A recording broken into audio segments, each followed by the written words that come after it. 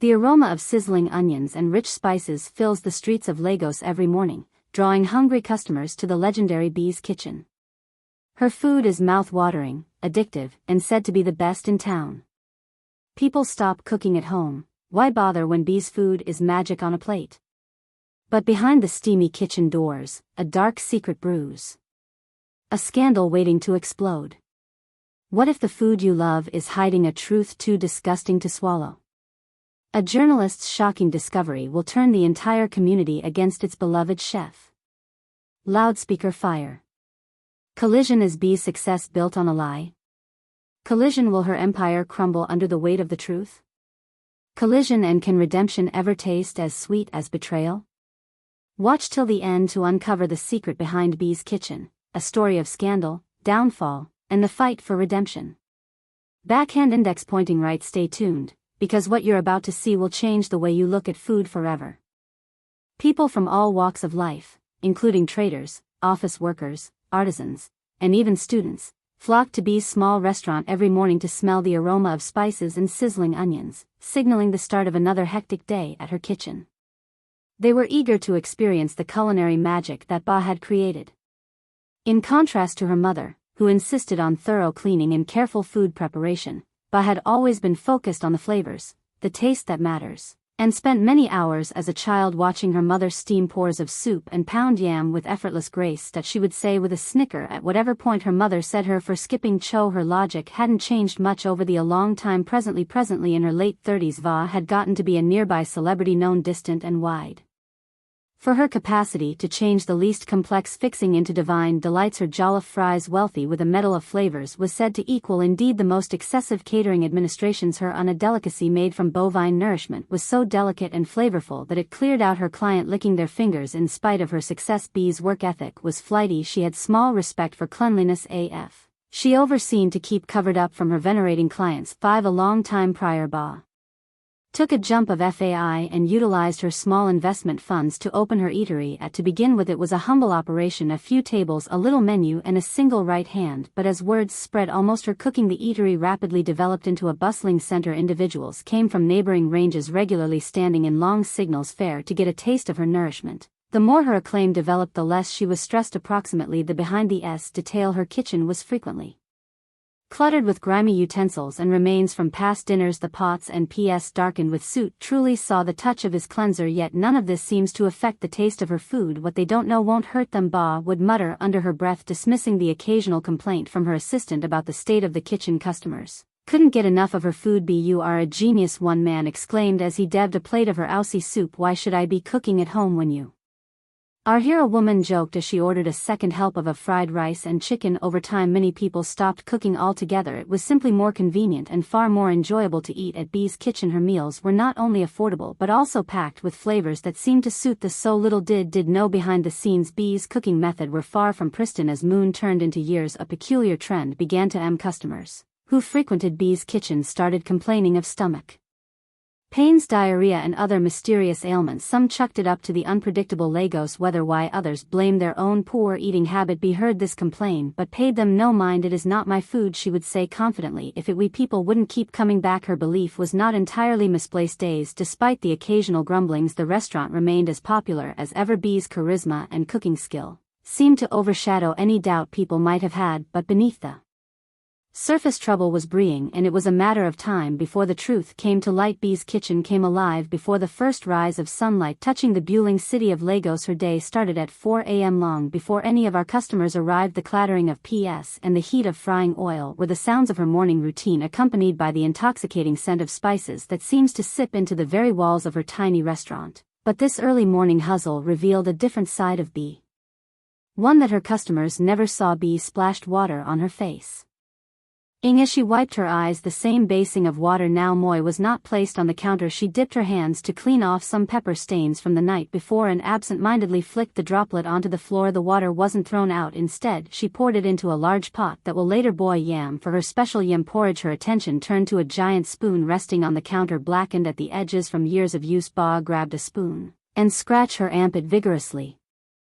Signing with relief before stirring a bubbling pot of ausi with the same eatery. There is no time to waste, she muted, adding more palm oil to the toa. These habits were a matter of efficiency. Washing her hand and utensils thoroughly felt like a waste of time when there were hungry customers waiting to be fed. The fire will kill the jam, she always told herself, convinced that the heat from her cooking was enough to make everything clean. The kitchen itself was a far cry from the clean, welcoming dining area. Outside, the counters were cluttered with containers of half-used spices, open bags of rice, and bowls of chopped vegetables. Flies buzzed lazily around a pile of leftover fish head on the floor, which Bee had intended to throw out but never got to. The refrigerator, an ancient model that barely kept its content cool, was packed with meat and sauces, some of which had there been for weeks. The overpowering smell of decaying food hit everyone who to open it. Despite all this, Bee's food came out tasting the vine of fat that baffled anyone who saw her workspace. Her assistant Shade had once suggested hiring a cleaner, but Bee had dismissed the idea. What do we need a cleaner for? People come here for my cooking, not for how shiny the floor is. By 7 a.m. customers began trickling into the restaurant, oblivious to the kiosk in the kitchen. Ba greeted them warmly, her smile bright and infectious. She moved between tables, laughing and chatting as she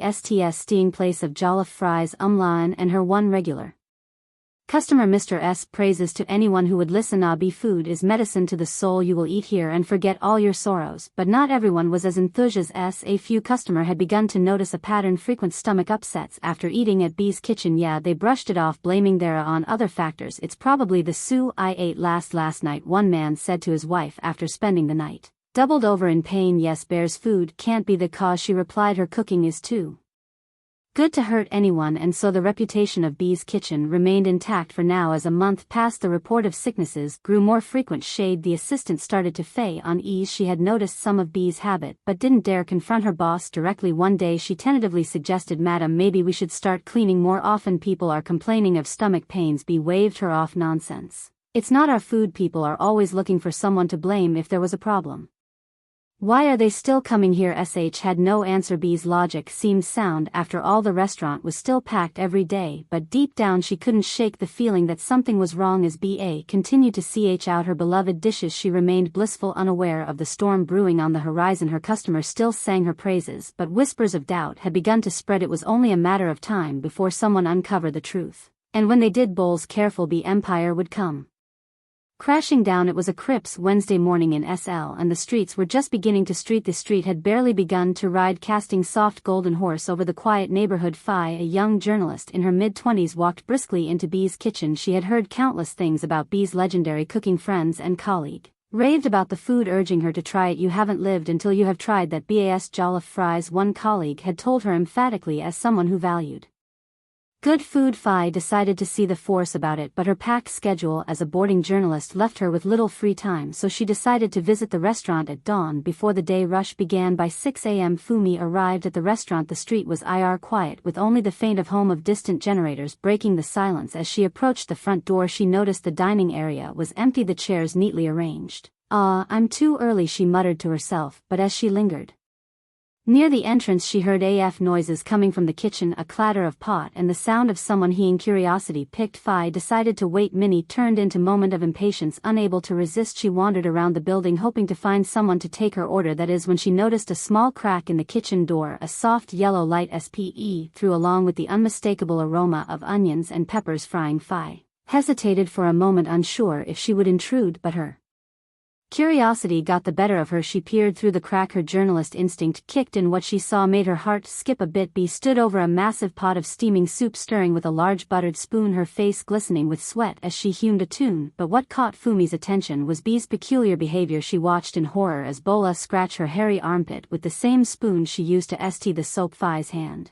flew to her mouth to stifle a gap. She kept watching, unable to look away. Next, Ba reached for a bowl of water sitting on the counter. Phi recognized it instantly. It was the same bowl that was used to wash her face and hands moment ago. Without hesitation, Ba poured the moy water into the pot of soup, giving it a quick stare. F toch ched. She couldn't believe what she was saying. Bee continued cooking as if nothing was amiss, completely unaware of her audience. Phi backed away from the door, her heart pounding in her chair. She wanted to confront Bee, to demand an explanation but held her back. Instead she turned and walked quickly down the street, her mind rising. By the time she reached the main road, Phi was certain of one thing: the word needed to know the truth about B's kitchen. As Phi bed to head back home, she played the scene on her head. The journalist in her was eager to expose B, but she couldn't ignore the consequences. B is a pillar in this community, she thought. People rely on her food every day. What if they refuse to believe me, she thought to herself. What if they attack me instead? But then she remembered the story she has heard about customers falling sick after eating at the restaurant. Could this be the reason? Phi decided she couldn't stay silent, no matter the risk. Over the next few days, Phi returned to the restaurant, this time armed with her phone camera. She made sure to stay hidden as she captured photos and videos of Bear's unsanitary practices, from reusing dirty water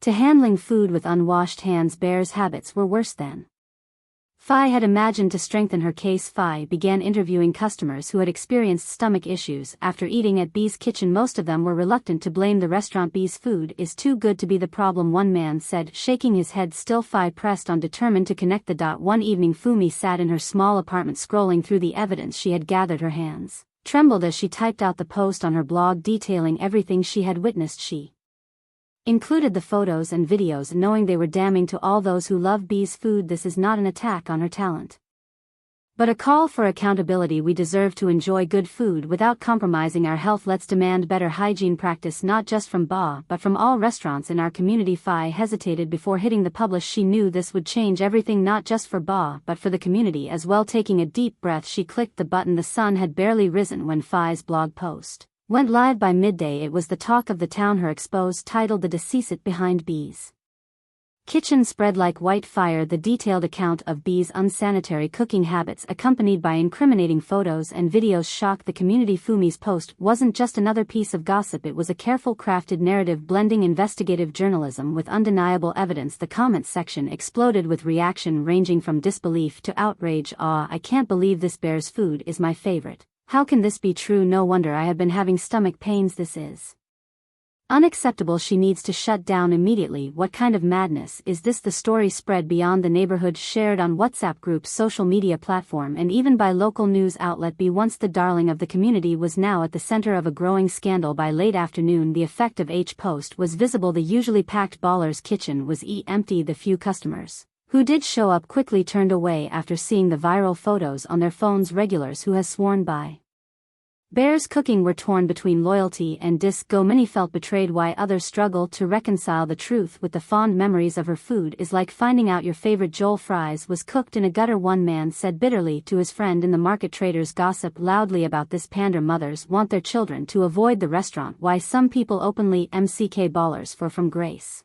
Inside the now empty restaurant, Bola sat slumped at one of the tables, staring blankly at her phone. She had read FIS post ending the photos and videos. Each word felt like a dagger to her heart. Her assistant stood awkwardly nearby, unsure of what to say. "Madam, people are outside, they are saying things," she said, hesitant, glancing at the growing crowd near the entrance. Ba waved her off. "Leave me," she muttered, her voice heavy with defeat. She couldn't deny the evidence. It was all true. Her unsanitary habit, which she had dismissed as harmless, had not become the public knowledge. The shame was overwhelming. Meanwhile, Fumi wasn't entirely far from the fallout. Though many praise her courage, all accuse her of ruining a beloved institution. "How can you destroy someone's livelihood like this?" one comment wrote under her blog post. Phi received angry messages from loyal fans of B's kitchen who refused to believe the story. Some even accuse her of fabricating the evidence, but despite the criticism, Phi stood firm. "This isn't about tearing B down," she responded in one comment, "is about holding her accountable. Everyone deserves clean, safe food." By the evening, a small crowd had gathered outside B's kitchen. "So we there?" Out of curiosity, why others came to confront B directly. They shouted questions and accusations. Their voice is growing louder as hours pass. "B, come out, we need answers. Is it true you have been using dirty water to cook? No wonder my children were sick last time." Inside the restaurant, Ba fell trapped. She peeked through the window and saw the crowd. Whispers of anger reached her ears, and she knew she couldn't hide forever. Sh approached her cautiously. "Madam, maybe you should talk to them," she suggested. Bola shook her head. "What will I say? They have already made up their minds." As the noise outside grew louder, Ba realized she had two choices: deny everything and hope the storm passed, or take responsibility for action. The later option terrified her, but deep down she knew it was the only way forward. Taking a deep breath, Bola stepped outside. The crowd quieted as she emerged there Eyes fixed on her. I know you are all angry, Ba, began, her voice trembling, and you have every right to what you have seen. What Fumi has exposed, it is true. Am run through the crowd, Ba continued, her eyes glistening with tears. I never meant to harm anyone. I thought the taste of my food will make up for everything. I see now that I was wrong. I fed you all, and for that I am deeply sorry. Her words hung in the air, heavy with sincerity. The crowd's reaction were divided. Some people softened, moved by her apology. Well, at least she's admitting it, one woman said quietly, but others less forgiven. Sorry doesn't fix the damage you have done, a man shouted angrily. Ba nodded, accepting the criticism. You are right, she said. I can't undo the but I promise to be better. I will shut down this restaurant and work on improving myself when I come back. If I come back, it will be a clean kitchen and a clean conscience. With that, she turned and walked back inside, leaving the crowd to disperse. Over the next few days, Bowl's kitchen remained closed. The once vibrant restaurant was now a ghost town, its door locked and window shut. The scandal left a lasting impact on the community, sparkling conversation about food hygiene and accountability. The dust of the scandal settled slowly over through L. For days, the streets were filled with whispers about B's kitchen. The once driving restaurant was now abandoned, his colorful sign faded in the high Lego sun. Pass-by glance at it with a mix of regret and disdain, shaking their head at the thought of what had been uncovered. B's public apology had left an impression, but it wasn't enough to chew the storm entirely. Her admission of guilt has sparkled conversation about hygiene in food businesses, prompting customers to scrutinize other vendors more closely. But for Ba herself, the fallout was personal, painful, and far-reaching. Inside her tiny apartment, B sat alone, staring at the ceiling. The sound of the booing street outside fell distant, like the life she once knew. The phone calls had stopped. The lawyer customers who once sang her praises had vanished, replaced by silent. Her assistant SH had moved on to another job. The landlord of the building where B's kitchen operated has sent a polite yet firm notice that the space should be leased to someone else. Ba had no choice but to confront the wreckage of her decision. For the first time, she began to think deeply about her habits, the short call she had taken, the disregard she shown for cleanliness, and the arrogance that blinded her to the potential harm she was causing. The scandal also left the community grappling with his own complicity. For years they had flocked to B's kitchen without questioning the condition under the food was prepared. Now many felt guilty for ignoring the warning signs. Didn't you notice how dirty her apron always looked? One woman said to her friend at the market. True, but the food was just too good. I didn't think it mattered, her friend replied. Local health inspectors spurred into action by the uproar began visiting other food vendors in the area. Several stores were shut down for violating hygiene standards, into a brooding reckoning within the community. Though Fumi's expose has been widely praised, it also brought her unexpected challenges. Some members of the community accused of ruining Ball's livelihood. You could have handled it differently, one man told her during an interview for a follow-up piece. Now she's out of a job, and the people are still falling sick from other food vendors. What did you really achieve? Fi struggled with this criticism. She knew her intention had been good, but the aftermath felt more complex than she had anticipated. She resolved to do more than just expose problems. She wanted to help create solution for Ba. Redemption began with education. She enrolled in a food safety course offered by a local organization, determined to learn everything she had ignored before. The classes were tough. Buta found herself sitting among younger students who often snickered at her lack of knowledge, but she persevered. She also began volunteering at a community kitchen, where she worked under the supervision of trained chefs. They taught her not just the importance of hygiene, but also how to organize her workspace, manage weight, and ensure her ingredients were fresh. I want to start again, B told her instructor one day, but this time I will do it right. Moon turned into a year, and B slowly rebuked her confidence. With the money she has saved from her previous business, she relocated to another town and opened a new restaurant under a different name. The new restaurant, called Golden Spoon, was a reflection of B's transformation. The kitchen was spotless, with stainless steel tiers and neatly organized sh. A sign near the entrance proudly declared, "Hygiene is our priority." B hired a small team and insisted on regular training session to ensure that the standards she had learned. She also implemented an open kitchen design, allowing customers to see how their food was prepared. One day, as Ba was serving a table of new customers, she noticed a familiar face in the crowd. It was Fi, holding a notebook and a pen. Bowl's heart raised as their eyes met. For a moment she feared another expose, but Fi approached her with a warm smile. "I heard about the changes you have made," Fi said. "I wanted to see for myself." Ba nodded, her voice steady but humble. "I had to change. What I did was wrong, and I am grateful you exposed me. It gave me the chance to start over." Fi ordered a plate of jollof and chicken. As she ate, she couldn't help but smile. The food was just as delicious as before, perhaps even better, but this time he came with the assurance of safety and care. Word of Golden Spoon spread quickly, and the restaurant became a symbol of redemption and resilience. Bowl story inspired other food vendors to improve their hygiene practices, proving that it was possible to balance a good taste with cleanliness. Phi wrote a follow-up piece titled The Second Chance of Bee, the CHF Who Chang Everything, which highlighted Bee's journey and the broader impact of her transformation. The article resonated deeply with readers, many of whom praised Bee's courage and determination to change. As Ba stood in her gaming kitchen one evening preparing for another busy day, she reflected on her journey. The road had been painful, but it was also been a necessity. She smiled as she stirred a pot of steaming soup, this time with a clean spoon. For the first time in years she felt truly proud, not just of her food, but for herself. To the end.